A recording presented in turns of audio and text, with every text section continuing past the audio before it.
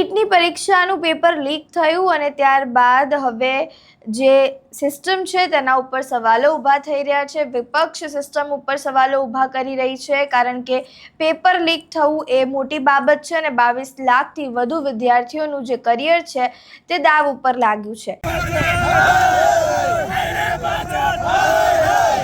ત્યારે હવે દરેક જગ્યાએ વિરોધ થઈ રહ્યા છે। કોંગ્રેસની જે વિદ્યાર્થી પાંખ છે NSUI, તેના દ્વારા ગુજરાત હોય, રાજસ્થાન હોય, દિલ્હી હોય, અલગ અલગ રાજ્યોમાં હવે તે વિરોધ કરી રહી છે સરકારનો કે પેપર લીક થયું છે। શિક્ષણ મંત્રીનો વિરોધ કરી રહ્યા છે તેઓ। આવો જ વિરોધ ભાવનગરમાં જોવા મળ્યો। ભાવનગરની શામળદાસ કોલેજમાં જે NSUIના કાર્યકરો છે તેમના દ્વારા નીટ યુજી પેપર જે લીક થયું છે તેના વિરુદ્ધમાં હવે વિરોધ પ્રદર્શન કરવામાં આવ્યું છે। ત્યારે તેના જે કાર્યકર્તાઓ છે તેઓ શું કહી રહ્યા છે તે સાંભળો।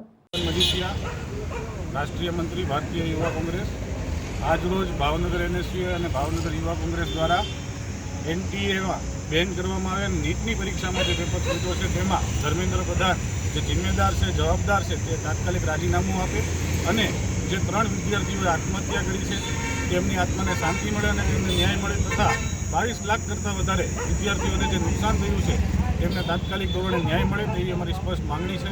અને NTAને પણ બેન કરવામાં આવે અને વારંવાર આવા પેપર ફૂટવાના જે પ્રોગ્રામો અને કાર્યક્રમો અમે કરતા આવ્યા છીએ અને આ વારંવાર પેપર ફૂટતા આવ્યા છે તેના વિરોધમાં આજે જન આંદોલન કરવામાં આવ્યું છે।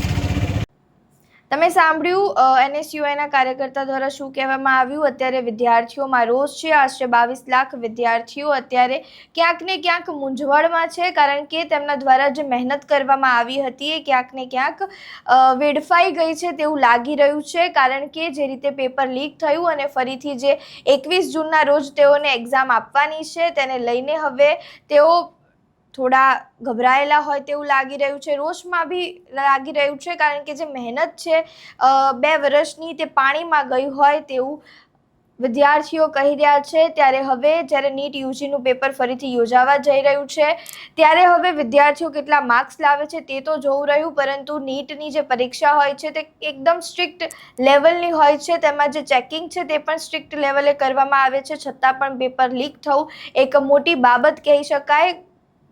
ગુજરાત હોય, ભારત હોય, ઘણા બધા પેપરો લીક થઈ રહ્યા છે। કોકને ને કોકને એક પોઝિશન આપવા માટે આ સમગ્ર બાબત પેપર લીક થતા હોય છે, પરંતુ જે આ પેપર લીક થાય છે તેને કારણે હવે જે વિદ્યાર્થીઓ છે તેમના ભવિષ્ય ઉપર સવાલો ઊભા થઈ રહ્યા છે। આ નીટ યુજીનું પેપર હતું, આગળ પણ નીટ યુજીના પેપરમાં જ ગડબડ થઈ હતી, પહેલાં પણ બીજા જે પેપરો છે તે આવી રીતે લીક થયા છે ને જે ભવિષ્ય છે ગુજરાતના હોય કે ભારતના વિદ્યાર્થીઓનું તે ક્યાંક ને ક્યાંક અંધારામાં જઈ રહ્યું હોય તેવું લાગી રહ્યું છે। ત્યારે હવે અહીંયા સિસ્ટમ ચેન્જ કરવાની જરૂર છે। જે વિપક્ષ હોય કે પછી વિદ્યાર્થીઓ હોય તેમના દ્વારા એવું જ કહેવામાં આવી રહ્યું છે કે સિસ્ટમ ચેન્જ કરવાની જરૂર છે, જે પરીક્ષા પદ્ધતિ છે તે બદલવાની જરૂર છે, જેના કારણે પેપર લીક ન થાય અને વિદ્યાર્થીઓ પોતાનું ભવિષ્ય ઉજ્જવળ બનાવી શકે। ત્યારે આ સમગ્ર મામલે તમારું શું માનવું છે? તમારા મંતવ્યો અમને કમેન્ટ બોક્સમાં જરૂરથી જણાવજો। વિડીયો પસંદ આવ્યો હોય તો લાઇક, શેર, કમેન્ટ કરો અને મારી ચેનલને સબસ્ક્રાઇબ કરવાનું ભૂલતા નહીં। નમસ્કાર।